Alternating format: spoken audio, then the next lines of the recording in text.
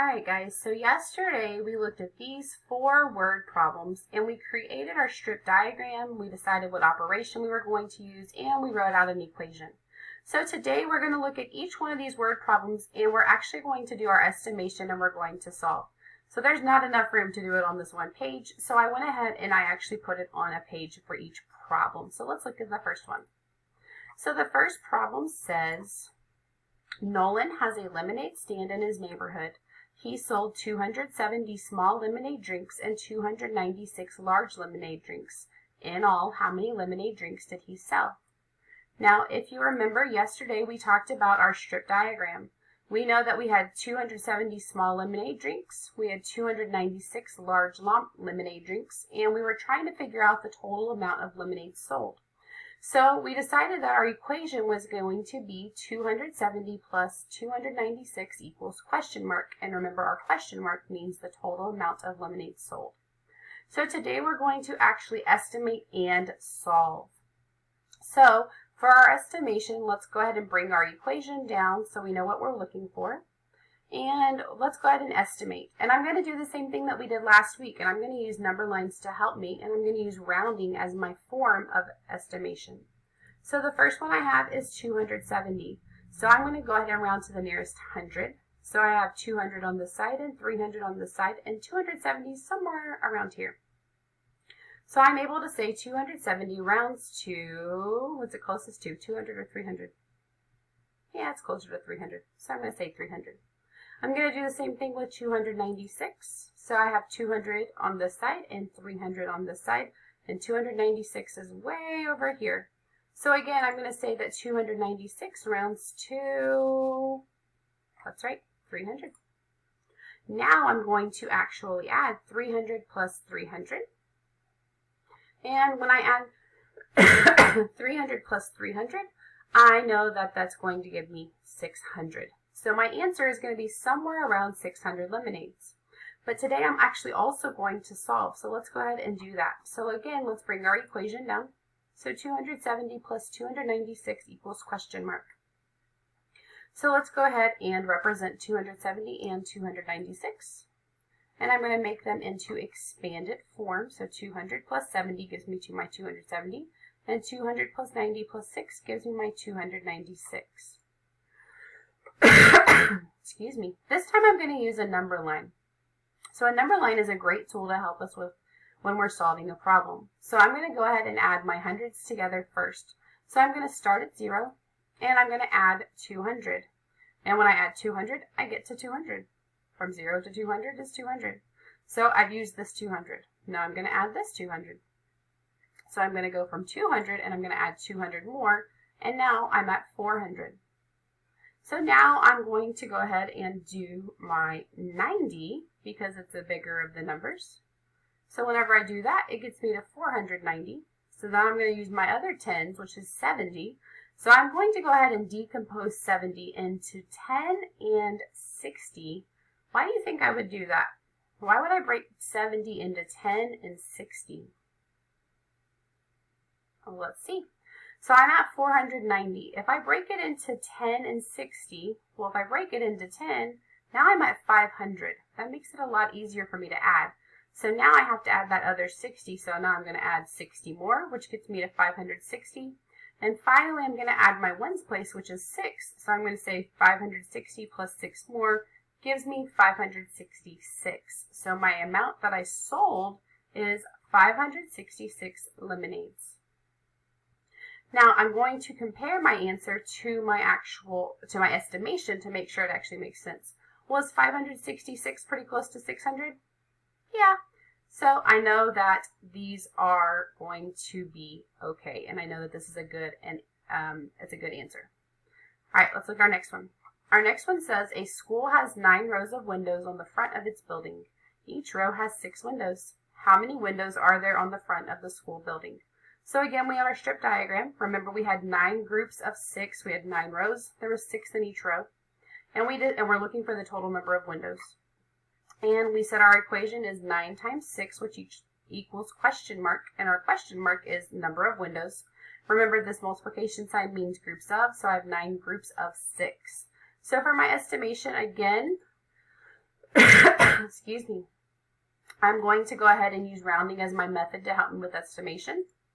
I know that 9 is close to 10, so I'm going to say that 9 rounds to 10. And you know what? I'm just going to keep 6 where it's at.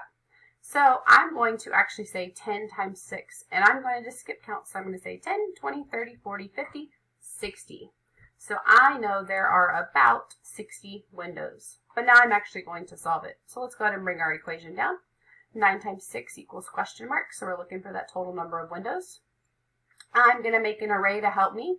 So there's a couple of ways that we can do this, but I'm going to have 9 different rows, and there are 6 in each row.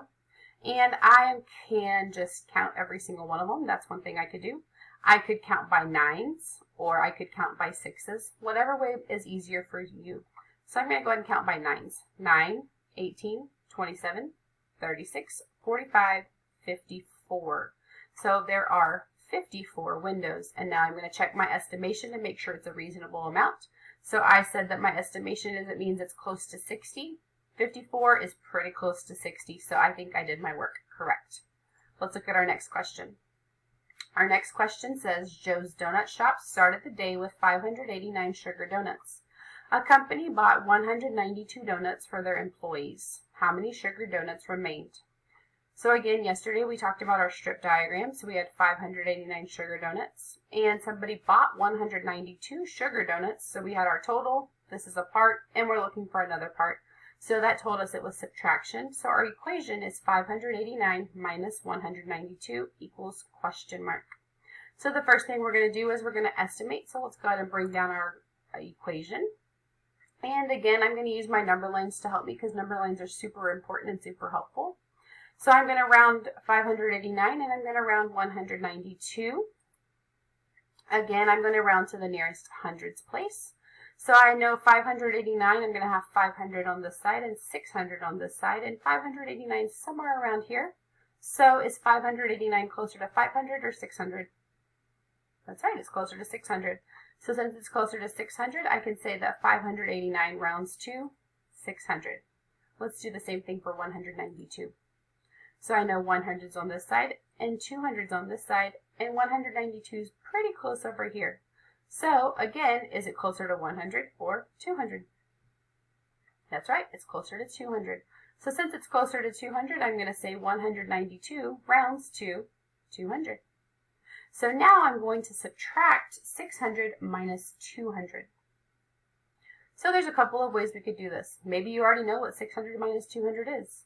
Maybe you want to use base 10 blocks. Maybe you want to use your place value strips or your base 10 discs. Whatever makes you happy, you can use whatever strategy works for you.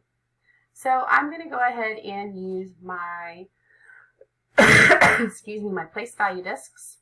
So I have 600s, 100, 200, 300, 400, 500, 600, and I'm going to take away 200, 100, and 200. And I'm left with 1, 2, 3, 400s, which gives me 100, 200, 300, 400. So I know my answer is somewhere around 400 donuts, but I'm actually going to solve it. So again, let's bring down our equation. 589 minus 192 equals question mark.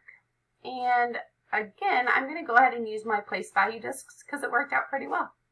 So I have 589. Here's 100, 200, 300, 400, 500. 80, 10, 20, 30, 40, 50, 60, 70, 80, and 9. 1, 2, 3, 4, 5, 6, 7, 8, 9. And I'm going to take 192 away. Excuse me. So let's go ahead and take away our first, our 2 from our 1's place. So I'm going to take away 1, and I'm going to take away 2. So now I'm going to move to my 10's place, and it says I have to take away 9 10s. So let's go ahead and do that. 1, 2, 3, 4, 5, 6, 7, 8.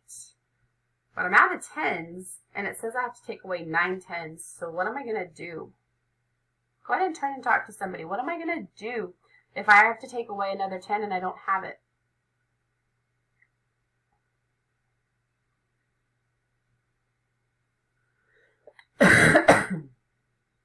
All right, go ahead and come back to me in 3, 2, 1, 0.